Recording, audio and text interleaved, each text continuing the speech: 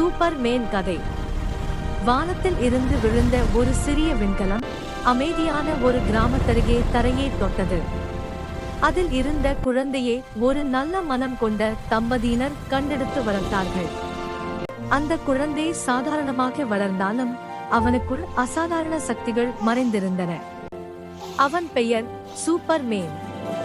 வயது கூட கூட அவனுடைய சக்திகள் வெளிப்பட்டன. ஒரே கையால் கனமான பொருட்களை தூக்க முடிந்தது.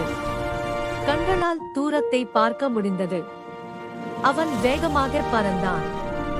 ஆனால் அவன் சக்திகளை பற்றி பெருமை பேசவில்லை. இந்த சக்திகள் எனக்காக அல்ல, மக்களுக்காக என்று எண்ணினான். ஒரு நாள் நகரத்தில் பெரும் விபத்து நடந்தது. உயரமான கட்டிடம் இடிந்து விழத் தொடங்கியது. மக்கள் அலறினார்கள். அச்சம் எங்கும் பரவியது. அந்த நேரத்தில் வானத்தில் இருந்து நீல சிவப்பு உடையுடன் சூப்பர் மேன் பறந்து வந்தான். தன் முழு வலிமையையும் பயன்படுத்தி கட்டிடத்தை தாங்கி நின்றான். நூற்றுக்கணக்கான உயிர்கள் காப்பாற்றப்பட்டன.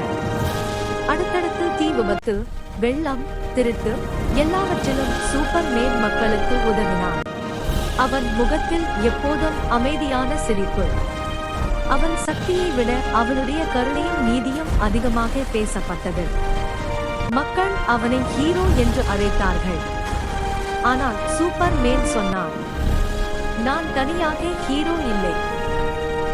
ஒருவர் உதவினால் எல்லோரும் சூப்பர் மேன் தான்.